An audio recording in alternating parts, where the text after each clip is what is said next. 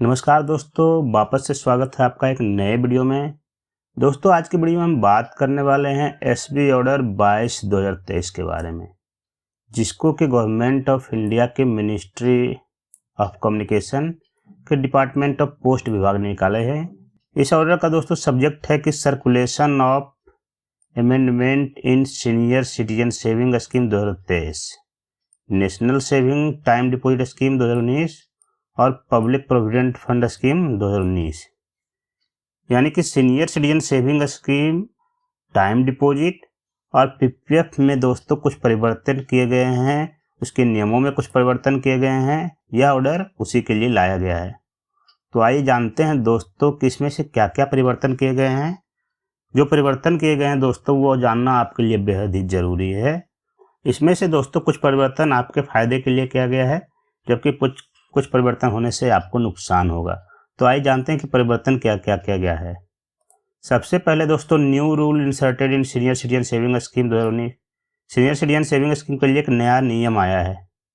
नियम कहता है दोस्तों कि in case of account is close before expiry of 1 year from the date of extension, an amount equal to 1% of the deposit shall be deducted.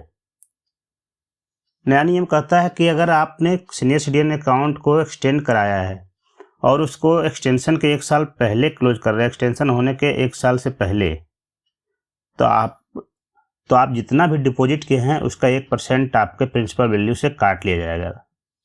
पहले ऐसा कोई नियम नहीं था दोस्तों। पहले अगर आप एक्सटेंशन कराते थे तो आप उससे पैसे विड्रॉ नहीं कर सकते थे 1 साल तक, यानी कि 1 साल तक आप अकाउंट क्लोज नहीं कर सकते थे। लेकिन अब आप अकाउंट तो क्लोज कर सकते हैं, लेकिन इस शर्त पर कि आपका 1% प्रिंसिपल वैल्यू से कट जाएगा सीनियर सिटीजन स्कीम में। दूसरा नियम की बात करें दोस्तों, तो दूसरा नियम तो आपके काफ़ी काम की चीज़ है। वैसे तो ये बहुत बड़ा पेज है, लेकिन इतना आपको पढ़ना नहीं है। दूसरा नियम ये है, रूल नंबर 8 देखिए।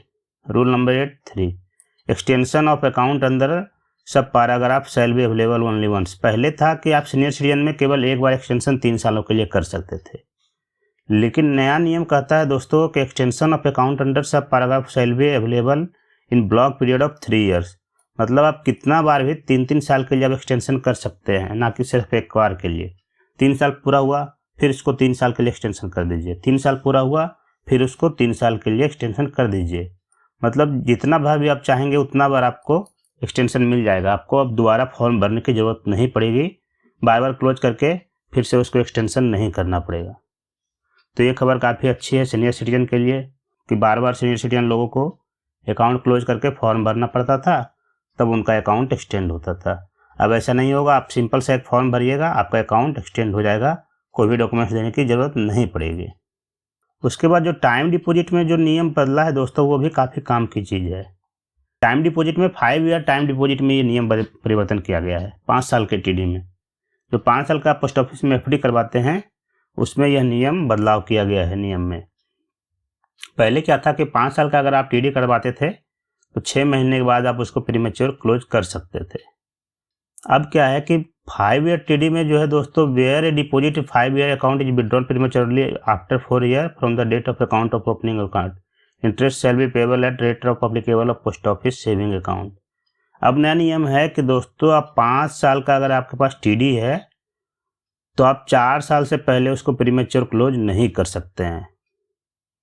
यानी 4 साल से पहले आप खाते को बंद नहीं कर सकते हैं, और अगर आप 4 साल के बाद भी खाते को बंद करते हैं तो जो आपको इंटरेस्ट मिलेगा वो पोस्ट ऑफिस का सेविंग अकाउंट वाला इंटरेस्ट मिलेगा।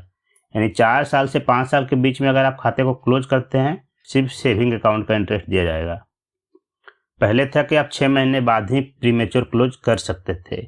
6 महीने के बाद आप कभी भी खाते से पैसा निकाल सकते थे। तो ऐसा क्यों किया गया है दोस्तों कि 5 ईयर का टीडी का जो अकाउंट है उसमें आपको आईटी सेक्शन 80C में छूट मिलती है इनकम टैक्स में 1.5 लाख तक। तो लोग क्या करते थे कि 1.5 लाख का 5 ईयर टीडी खोले और 6 महीने बाद उसको क्लोज कर देते थे। फिर उसी पैसा से अगला नेक्स्ट ईयर में भी उसी पैसा से फिर से 1.5 लाख का टीडी खोले और उनको इनकम टैक्स में क्लेम किए और फिर उसके अकाउंट को क्लोज कर देते थे। तो ये बात सरकार की नज़र में आ गई, इसीलिए इसका लॉक इन पीरियड बढ़ा के 4 साल कर दिया गया कि अब 4 साल तक आप उसको क्लोज नहीं कर सकते हैं। इसमें अभी भी आपको इनकम टैक्स में रिबेट मिलेगा, लेकिन अब आप उसको 4 साल से पहले प्रीमेच्योर क्लोज नहीं कर सकते हैं। तो यही तीनों जो नियम है वो आपके काम की चीज़ है। इसमें भी यही लिखा है, following are important change in scheme of feature, यही जो इम्पोर्टेंट चेंज है। फिर extension of account can be done we block period of 3 years respective of number times till the death of deposit.